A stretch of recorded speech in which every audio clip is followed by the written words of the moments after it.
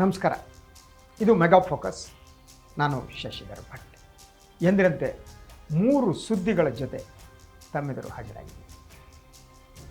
ಮೊದಲ ಸುದ್ದಿ ಕಳೆದ 2-3 ದಿನಗಳಿಂದ 4 ದಿನಗಳಿಂದ ಆ ಬಗ್ಗೆನೇ ಚರ್ಚೆ ನಡೆದಿದೆ. ಅದಕ್ಕೆ ಕಾರಣ ಪ್ರಧಾನಿ ನರೇಂದ್ರ ಮೋದಿಯವರು ಮಾಡಿದ ಭಾಷಣ, ಅವರು ಆಡಿದ ತ್ಯಾಗದ ಮಾತು. ಬಹಳ ಸ್ಪಷ್ಟವಾಗಿ ಅವರ ಮಾತಿನ ಹಿಂದೆ ಒಂದು ಉದ್ದೇಶ ಇದೆ. ಅದು ದೇಶದ ಆರ್ಥಿಕ ಸ್ಥಿತಿಗೆ ಸಂಬಂಧಪಟ್ಟದ್ದು. ರೂಪಾಯಿ ಮೌಲ್ಯ ಕುಸಿತ ಹೋಗ್ತಾ ಇರೋದು, ಹಾಗೆಯೇ ತೈಲೋತ್ಪನ್ನಗಳ ಬೆಲೆ ಗಗನಕ್ಕೆ ಏರ್ತಾ ಇರೋದು.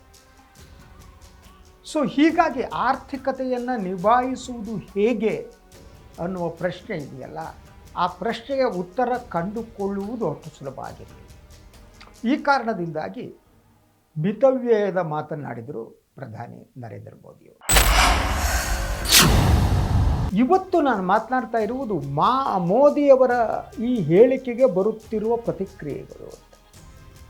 ಬಹಳ ಮುಖ್ಯವಾಗಿ ಪ್ರತಿಪಕ್ಷದ ನಾಯಕರು ಲೋಕಸಭೆಯಲ್ಲಿ ರಾಹುಲ್ ಗಾಂಧಿಯವರು ಇವತ್ತು ಮಾಡಿರುವ ಟ್ವೀಟ್. ಅವರು ಹೇಳಿದ್ದು ಇದು ಅಮೃತ ಕಾಲವಲ್ಲ, ವಿಷಕಾಲ. ಈ ಬಗ್ಗೆ ನಾವು ಆಲೋಚನೆ ಮಾಡಬೇಕಾಗಿದೆ. ಅಮೃತದ ಕಾಲದ ಕನಸನ್ನು ಬಿತ್ತಿದವರು ಪ್ರಧಾನಿ ನರೇಂದ್ರ ಮೋದಿ ಮತ್ತು ಅವರ ಸರ್ಕಾರ. ಹಾಗೆಯೇ ಅವರು ವಿಕಸಿತ ಭಾರತದ ಕನಸನ್ನು ಕೂಡ ಬಿತ್ತಿದರು. ಏನು ಅಂತಂದರೆ 2047 ಹೊತ್ತಿಗೆ ಭಾರತ ವಿಕಸಿತ ಆಗುತ್ತೆ. ಇದು ನಿಜಾನ? ಯಾಕೆಂದರೆ ಈ ಕೆಲವು ವರ್ಷಗಳಿಂದ ಕೊಡಲಾಗುತ್ತಿರುವ ಅಂಕಿಅಂಶಗಳೇನಿವೆ, ಆ ಅಂಕಿಅಂಶಗಳ ಬಗ್ಗೆನೇ ಅನುಮಾನಗಳಿವೆ. ಈ ಬಗ್ಗೆ ಚರ್ಚೆ ಕೂಡ ನಡೀತಾ ಇದೆ. ಭಾರತದ GDP ಬಗ್ಗೆ ಕೂಡ ಚರ್ಚೆ ನಡೀತಾ ಇದೆ. ನಿಜವಾದ GDP ಎಷ್ಟು ಅನ್ನೋದ್ರ ಬಗ್ಗೆ, ಹಾಗೆಯೇ ಅಭಿವೃದ್ಧಿ ಇದೆಯಲ್ಲ, ಅಭಿವೃದ್ಧಿ ಯಾವ ರೀತಿ ಆಗ್ತಾ ಇದೆ ಅನ್ನೋದ್ರ ಬಗ್ಗೆ ಕೂಡ ಚರ್ಚೆ ನಡೀತಾ ಇದೆ. ಸೊ ಬೇರೆ ಬೇರೆ ಎಕಾನಮಿಸ್ಟ್ಗಳೇನಿದ್ದಾರೆ, ಅರ್ಥಶಾಸ್ತ್ರಜ್ಞರು, ಅವರು ಪ್ರತಿಕ್ರಿಯೆ ನೀಡಿದ್ದಾರೆ. ಆದ್ದರಿಂದ ಈಗ ಪ್ರಶ್ನೆ ಇರುವುದು, ಅಮೃತ ಕಾಲ ವಿಷಕಾಲ ಆಗಿದೆಯಾ? ಹಾಗಿದ್ದರೆ ಒಂದು ಅಮೃತ ಕಾಲ ಅಂತ ನಾವು ಕರೆಯುವುದು ಯಾವಾಗ? ಬಹಳ ಸ್ಪಷ್ಟವಾಗಿ ಅದಕ್ಕಿರುವ ಕೆಲವು ಮಾನದಂಡಗಳು. ಒಂದು ದೇಶ ಇರುತ್ತಲ್ಲ, ಅದರ ಅಮೃತ ಕಾಲ ಯಾವಾಗ ಬರುತ್ತೆ ಅಂದರೆ, ಆ ದೇಶದಲ್ಲಿ ಬದುಕುತ್ತಿರುವಂತಹ ಜನಸಮುದಾಯ ಏನಿದ್ದಾರೆ, ಒಂದು ಅವರ ಬದುಕು ಮತ್ತು ಅವರ ಜೀವನ ಮಟ್ಟ ಉನ್ನತ ಮಟ್ಟದಲ್ಲಿರುತ್ತೆ. ಜೀವನ ಮಟ್ಟ ಅಂದರೆ ಏನು? ಊಟ ಮಾತ್ರ ಅಲ್ಲ, ವಸತಿ ಮಾತ್ರ ಅಲ್ಲ, ಅವರು ಬದುಕುವ ರೀತಿ. ಸೊ ಈ ಬದುಕುವ ರೀತಿ ಏನಿದೆ, ಇದರ ಮೇಲೆ ಅಂದರೆ ಅವರ ಜೀವನ ಮಟ್ಟದ ಮೇಲೆ ನಾವು ಒಂದು ದೇಶದ ಸ್ಥಿತಿ ಹೇಗಿದೆ ಅಂತೀವಿ. ಅಷ್ಟೇ ಅಲ್ಲ, ಅದರ ಜೊತೆಗೆ ಒಂದು ದೇಶದಲ್ಲಿ ಎಲ್ಲರಿಗೂ ಬದುಕುವುದಕ್ಕೆ ಸಮಾನ ಹಕ್ಕು ಇದೆಯಾ ಅನ್ನುವ ಪ್ರಶ್ನೆ. ಎಲ್ಲರಿಗೂ ಸಮಾನ ಹಕ್ಕನ್ನು ನೀಡಬೇಕಾದ್ದು ಬಹಳ ಮುಖ್ಯ. ಅದರ ಜೊತೆಗೆ ಸಮಾಜದ ಒಳಗಡೆ ಇರುವ ದೋಷಗಳೇನಿವೆ ಅದು ಸಂಪೂರ್ಣ ನಿರ್ಮೂಲ ಆಗಿದೆಯಾ, ಜಾತೀಯತೆ, ಕೋಮುವಾದ ಇತ್ಯಾದಿ. ಅದರ ಜೊತೆಗೆ ಸ್ಯಾಟಿಸ್ಫ್ಯಾಕ್ಷನ್ ರೇಟ್ ಅಂತ, ಅದೇನು ಗೊತ್ತಾ, ಜನರು ಎಷ್ಟರ ಮಟ್ಟಿಗೆ ತೃಪ್ತರಾಗಿದ್ದಾರೆ. ಭಾರತೀಯರು ತೃಪ್ತರಾಗಿದ್ದಾರೆ ಅಂತ ನಿಮಗೆ ಅನಿಸುತ್ತಾ? ನೀವು ತೃಪ್ತರಾಗಿದ್ದೀರಾ ಅಥವಾ ನೀವು ಭ್ರಮೆಯಲ್ಲಿದ್ದೀರಾ? ನೀವು ಯಾವುದೋ ಒಬ್ಬ ರಾಜಕಾರಣಿಯ ಭಜನೆಯಲ್ಲಿ ನಿರತರಾಗಿದ್ದೀರಾ ಅಥವಾ ನಿಮಗೆ ನಿಜವಾಗಿ ತೃಪ್ತಿ ಅನ್ನೋದಿದೆಯಾ? ನೀವು ಕೆಲಸ ಬಿಟ್ಟು ಮನೆಗೆ ಹೋದಾಗ ನಿಮ್ಮ ಕುಟುಂಬ ಹೇಗಿದೆ?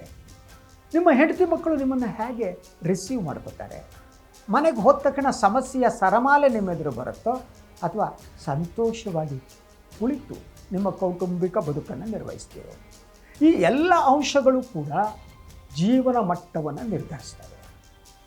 ಸೊ ಜೀವನ ಮಟ್ಟ ಏನಿದೆ ಅದು ಉನ್ನತವಾಗಿದ್ದರೆ ಒಂದು ಅಂಶ ಅದು.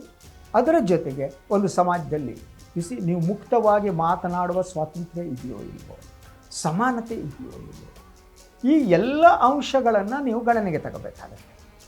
ಸೊ ಹಾಗಿದ್ದರೆ ಈ ಅಮೃತ ಕಾಲ ಅನ್ನುವುದೇನಿದೆ ಅದು ಭ್ರಮೆ ಅಲ್ವಾ? ಇವತ್ತು ಕೂಡ ಭಾರತದಲ್ಲಿ ಕೆಳವರ್ಗದ ಜನ ದೇವಸ್ಥಾನದ ಒಳಗೆ ಹೋಗುವ ಸ್ಥಿತಿ ಇಲ್ಲ. ಅಸ್ಪೃಶ್ಯತೆ ತಾಂಡವಾಡ್ತಾ ಇದೆ.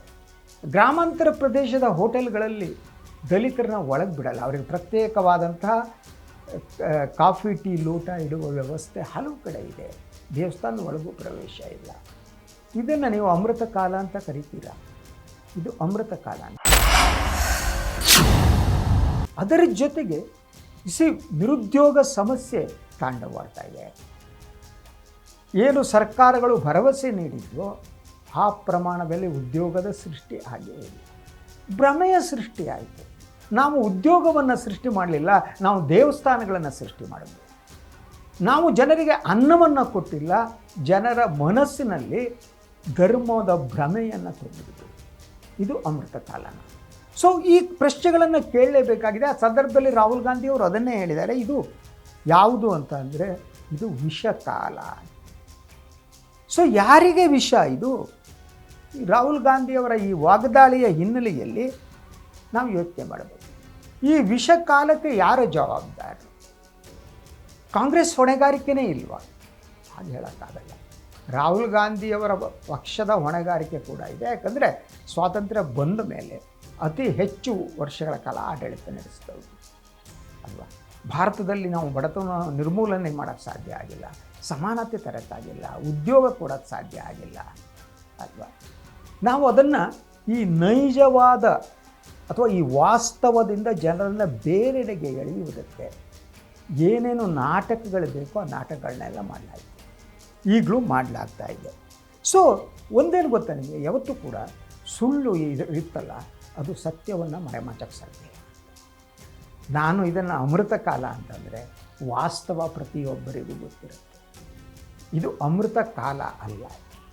ಇದು ಅಮೃತ ಕಾಲ ಆಗಿದ್ದರೆ ಪ್ರಧಾನಿ ನರೇಂದ್ರ ಮೋದಿಯವರು ಈ ಮಿತವ್ಯಯದ ಭಾಷಣ ಮಾಡುವ ಅಗತ್ಯ ಇರಲಿಲ್ಲ ಅಲ್ವಾ. ಅವರು ಈ ಮಿತವ್ಯಯದ ಭಾಷಣ ಮಾಡ್ತಾರೆ ಅಂದರೆ ಇದು ಅಮೃತ ಕಾಲ ಅಲ್ಲ, ಇದು ಹಾರಿಬಲ್ ಸಿಚುವೇಶನ್. ಸೊ ಇದು ಪೂರಕವಾಗಿ ನೋಡಿ, ಪೆಟ್ರೋಲಿಯಂ ಸಚಿವರಾದಂಥ ಹರ್ದೀಪ್ ಸಿಂಗ್ ಪುರಿ ಅವರು ಒಂದು ಮಾತನ್ನು ಹೇಳಿದ್ದಾರೆ. ಇಸಿ ತೈಲ ಇದೇನಿದೆ ಅದು ಗಂಭೀರ ಪರಿಸ್ಥಿತಿ ದೇಶದಲ್ಲಿ ಇದೆ ಅಂತ. ನಮ್ಮಲ್ಲಿರೋದು 2 ತಿಂಗಳಿಗೆ ಸಾಕಾಗುವಷ್ಟು ಇಂಧನ ಮಾತ್ರ ಇದೆ. ನಂತರ ಶಿವೋ ಶಿವ, ಒಂದೊಮ್ಮೆ ಯುದ್ಧ ನಿಲ್ಲದಿದ್ದರೆ, ತೈಲದ ಸರಬರಾಜು ಆಗದಿದ್ದರೆ ಆಗ ನಾವೇನು ಮಾಡಬೇಕು? ದೇವಸ್ಥಾನಕ್ಕೆ ದೀಪ ಹಚ್ಚೋದಕ್ಕೂ ಎಣ್ಣೆ ಇರಲ್ಲ ಕಣ್ರಿ. ಆ ಸಿಚುವೇಶನ್ ನಿರ್ಮಾಣ ಆಗುತ್ತೆ. ಗಂಟೆ ಹೊಡಿಬೋದು ಅಷ್ಟೇ. ಬಹುಮಟ್ಟಿಗೆ ನಮ್ಮ ಪ್ರಧಾನಿಯವರು ಯಾವ ಸಮಸ್ಯೆ ಬಂದರೂ ದೀಪ ಹಚ್ಚಿ ಗಂಟೆ ಹೊಡೀರಿ, ಗಂಟೆ ಹೊಡೀರಿ ದೀಪ ಹಚ್ಚಿ ಅಂತಿರ್ತಾರೆ. ಈಗಲೂ ಈಗ ಹೇಳ್ಬೋದು ಗಂಟೆ ಹೊಡೀರಿ ದೀಪ ಹಚ್ಚಿ ಇಂಧನ ಅಂತ ಬಂದುಬಿಡುತ್ತೆ ಅಂತ. ಆದರೆ ಇಂಧನೆಲ್ಲ ಇರೋದಲ್ಲಿ ಗಲ್ಫ್ ಮುಸ್ಲಿಂ ಕಂಟ್ರಿ, ಅವ್ರ ಗಂಟೆ ಅವರಿಗಿಲ್ಲ ಅಲ್ವಾ, ಏನಾಗುತ್ತೋ ಗೊತ್ತಿಲ್ಲ. ಸೊ ಇದು ಒಂದು ಅವರು ಅದಕ್ಕೆ ಹೇಳ್ತಾ ಇರೋದು, ಒಂದು ಈ ಪೆಟ್ರೋಲಿಯಂ ಉತ್ಪನ್ನಗಳ ಬೆಲೆ ಹೆಚ್ಚಾಗುತ್ತೆ ಅನ್ನುವ ಒಂದು ಮುನ್ಸೂಚನೆಯನ್ನು ಕೂಡ ಹರ್ದೀಪ್ ಸಿಂಗ್ ಪುರಿ ಅವರು ಕೊಟ್ಟಿದ್ದಾರೆ. ಅಂದರೆ ಪೆಟ್ರೋಲ್, ಡೀಸೆಲ್, LPG ಮೊದಲಾದ ಬೆಲೆ ಇದೆಯಲ್ಲ, ಈ ಬೆಲೆಯಲ್ಲಿ ನಾವು ಕೊಡೋದಕ್ಕೆ ಸಾಧ್ಯ ಇಲ್ಲ ಅಂತ ಅವರು ಹೇಳ್ತಾ ಇರೋದು. ಈಗ ಒಂದು ತ್ರೈಮಾಸಿಕದಲ್ಲಿ ಈ ತೈಲೋತ್ಪನ್ನ ಕಂಪನಿಗಳಿಗೆ ಆಗುತ್ತಿರುವ ನಷ್ಟ 1,00,000 ಕೋಟಿ.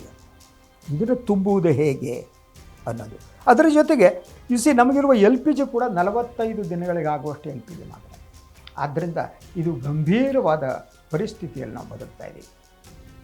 ಇದು ನಮ್ಮ ಅಭಿಮಾನವನ್ನೆಲ್ಲ ಬಿಟ್ಟು ವಾಸ್ತವವನ್ನು ಅರ್ಥ ಮಾಡ್ಕೊಳ್ಳೋದು ಭಾಳ ಮುಖ್ಯ. ಆದ್ದರಿಂದ ನಾವು ಸುಮ್ಮನೆ ಅಮೃತ ಕಾಲ ಅಂದ್ಕೊಂಡು ನಮ್ಮ ಕೈಗೇನು ಸಿಗ್ತದೆ, ಡೋಲ್ ಸಿಕ್ಕರು ಬಿಡಿಯೋದು, ಇನ್ನೊಂದು ಸಿಕ್ಕರು ಬಿಡಿಯೋದು ಅಮೃತ ಕಾಲ ಆಗಲ್ಲ. ಆದ್ದರಿಂದ ಇದು ರಾಹುಲ್ ಗಾಂಧಿಯವರು ಹೇಳಿದಾಗ ವಿಷಕಾಲ ಹೌದು ಅಲ್ಲೋ ಬೇರೆ ಪ್ರಶ್ನೆ. ಆದರೆ ವಿಷಕಾಲ ಆಗದಂತೆ ತಡೆಯಬೇಕಾದ್ದು ನಮ್ಮೆಲ್ಲರ ಕರ್ತವ್ಯ ಆಗಿದೆ. ಅದರ ಜೊತೆಗೆ ಸರ್ಕಾರವನ್ನು ಎಚ್ಚರಿಸುವ ಕೆಲಸವನ್ನು ನಾವು ಮಾಡಬೇಕು. ಭಾಷಣವನ್ನು ಹೊಡ್ಕೊಂಡು ಬರೇ ಚುನಾವಣಾ ಭಾಷಣದತ್ತಿ ಹೇಳ್ಕೊಂಡು ಆಗಾಗ ಡ್ರೆಸ್ಸನ್ನು ಚೇಂಜ್ ಮಾಡ್ಕೊಂಡು ನನಗೆ ಬೇಕಾದ ನಾಮ ಹಾಕ್ಕೊಂಡು ಓಡಾಡಿದರೆ ಅಮೃತ ಕಾಲ ಬರಲ್ಲ. Let us wait and see ಅಮೃತ ಕಾಲ ಯಾವಾಗ ಬರುತ್ತೆ ಏನು ಅಂತ.